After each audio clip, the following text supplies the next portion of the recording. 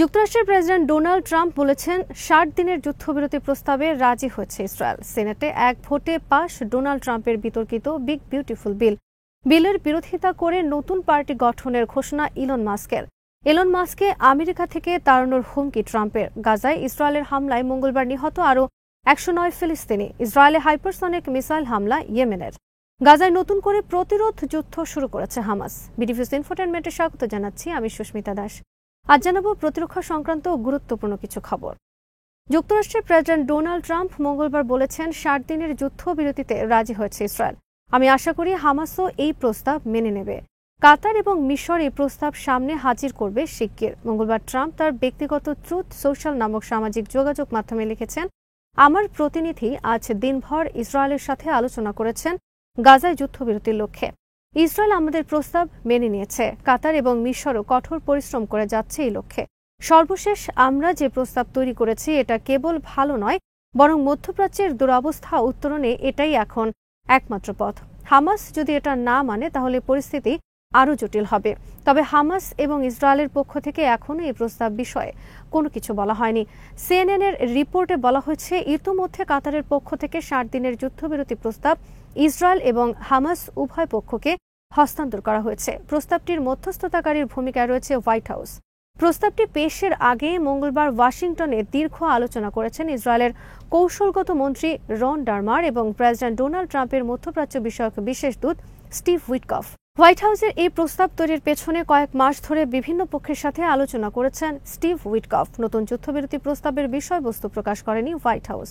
তবে এর মূলে রয়েছে হামাসের কাছে থাকা সব ইসরায়েলি জিম্মির মুক্তি এবং বিনিময়ে ইসরায়েলের কাছে থাকা বন্দী ফিলিস্তিনিদের মুক্তি।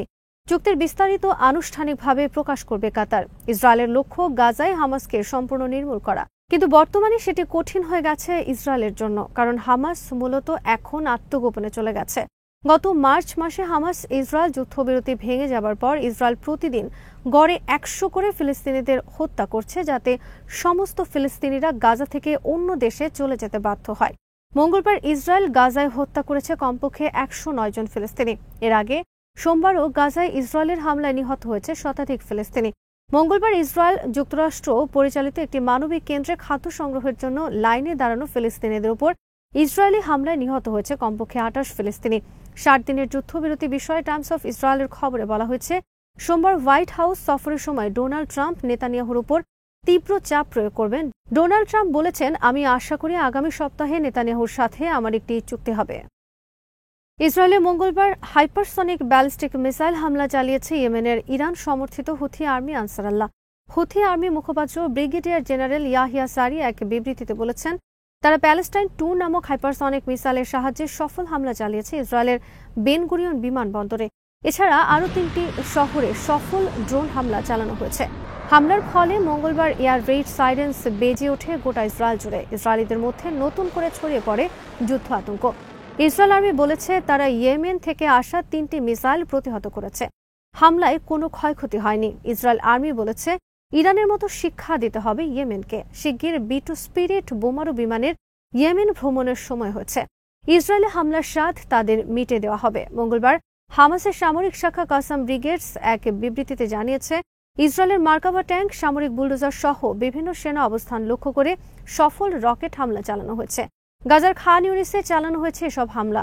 একই ধরনের হামলা চালিয়েছে আল-কুদস ব্রিগেড সহ আরও কয়েকটি প্রতিরোধ যোদ্ধা গ্রুপ।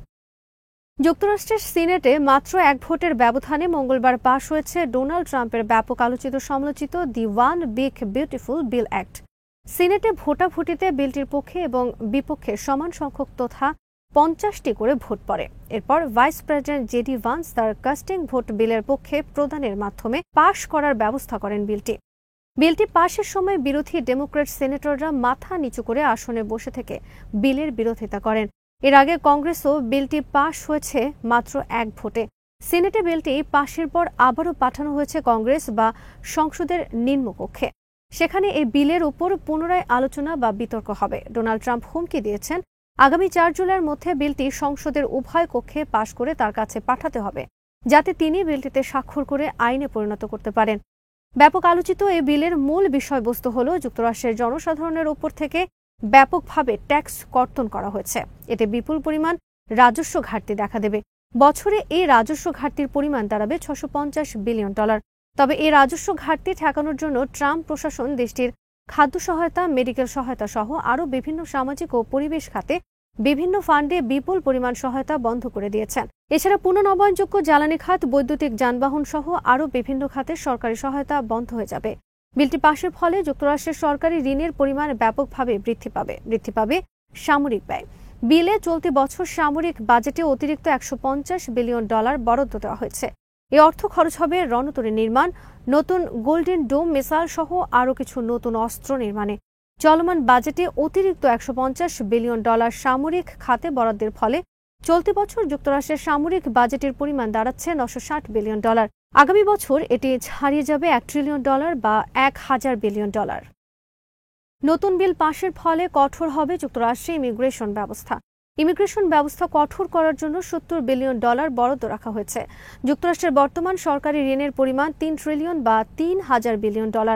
নতুন এই বিল পাশের ফলে দ্রুত এই ঋণের পরিমাণ বেড়ে দাঁড়াতে পারে $5 ট্রিলিয়ন।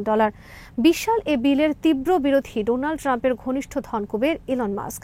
মঙ্গলবার বিলটি পাশের পর ডোনাল্ড ট্রাম্প এবং ইলন মাস্কের মধ্যে তিক্ততা আরেক দফা বেড়েছে। ইতোমধ্যে বিলের বিরোধিতা করে ইলন মাস্ক সরে দাঁড়িয়েছেন তার সরকারি পদ থেকে। ইলন মাস্ক সোমবার ঘোষণা দিয়েছেন, কংগ্রেস যদি বিলটি পাশ করে তাহলে তিনি নতুন একটি রাজনৈতিক দল গঠন করবেন। ইলন মাস্ক এক এক্স বার্তায় লিখেছেন, মঙ্গলবার যেসব রিপাবলিকানরা এই বিলের পক্ষে ভোট দিয়েছেন, লজ্জায় তাদের মাথা নত করা উচিত। তার এই ঘোষণার পর তার উপর ভীষণ চটেছেন ডোনাল্ড ট্রাম্প ইলন মাস্কের প্রতি তীব্র বিষোদাগার করেও তাকে আমেরিকা থেকে তাড়ানোর হুমকি দিয়েছেন। ট্রাম্প এক বার্তায় লিখেছেন, সরকারি ভর্তুকি বন্ধ হলে দক্ষিণ আফ্রিকায় চলে যেতে হবে টেসলা কর্তাকে। গত নির্বাচনে ট্রাম্পের ফান্ডে বিপুল পরিমাণ সহায়তা দিয়েছিলেন টেসলা কোম্পানির মালিক দক্ষিণ আফ্রিকা থেকে আগত ধনকুবের ইলন মাস্ক। নির্বাচনে জয়ের ইলন মাস্কের ব্যাপক প্রশংসা করেন ডোনাল্ড ট্রাম্প। সমস্ত সরকারি অনুষ্ঠানে ট্রাম্প তার পাশে রাখতেন ইলন মাস্ককে। তাকে বসানো হয় সরকারি একটি গুরুত্বপূর্ণ পদে, কিন্তু সম্প্রতি ডোনাল্ড ট্রাম্পের শুল্ক নীতির ফলে ব্যাপকভাবে ক্ষতির মুখে পড়ে ইলন মাস্কের টেসলা সহ বিভিন্ন প্রতিষ্ঠান। এরপর থেকে শুরু হয় ইলন মাস্ক ট্রাম্প দ্বন্দ্ব। সে দ্বন্দ্ব এখন প্রকাশ্য যুদ্ধে রূপ নিয়েছে মঙ্গলবার সিনেটে পাশ হওয়া বিলকে ঘিরে। এ বিল পাশের ফলেও ক্ষতির মুখে পড়বে টেসলার পরিবেশ সংক্রান্ত অনেক উদ্যোগ। ডোনাল্ড ট্রাম্পের অন্যতম নির্বাচনী অঙ্গীকার ছিল সাধারণ জনগণের ওপর থেকে ট্যাক্সের বোঝা কমানো, যেমন হোটেলের ওয়েটার বা অ্যাটেন্ডেন্টদের টিপস বাবদ প্রাপ্ত আয়কে ট্যাক্স ফ্রি করা। এভাবে সাধারণ মানুষের অনেক আয়কে ট্যাক্স মুক্ত ঘোষণা করা হয়েছে নতুন বিলে। কিন্তু অসহায় মানুষের খাদ্য, চিকিৎসার মতো সহায়তা ফান্ড বন্ধ করে মানুষকে ট্যাক্স মুক্ত করার নীতি সমর্থন করেন না দেশটির বিরোধী রাজনীতিকরা। সংসদের উভয় কক্ষে ডেমোক্রেটরা ব্যাপকভাবে বিরোধিতা করেছে এই বিলটি পাশের ফলে বিপুল সংখ্যক মানুষ উপকৃত হবে ট্যাক্স কর্তনের জন্য এবং একইভাবে বিপুল সংখ্যক মানুষ ক্ষতিগ্রস্ত হবেন খাদ্য ও চিকিৎসা সহ বিভিন্ন সামাজিক কল্যাণ ফান্ড বন্ধ করার জন্য। কেবল যুক্তরাষ্ট্র নয়, গোটা বিশ্বে বর্তমানে অন্যতম আলোচিত খবর ট্রাম্পের এই বিলের ঘটনা। আজ এখানেই শেষ করছি। সমরাস্ত্র, প্রতিরক্ষা ও কূটনীতির নানা তথ্য জানতে চোখ রাখুন বিডিভিউজ ইনফোটেনমেন্টে। চ্যানেলটি ভালো লাগলে সাবস্ক্রাইব করুন, সংযুক্ত থাকুন আমাদের ফেসবুক পেজে।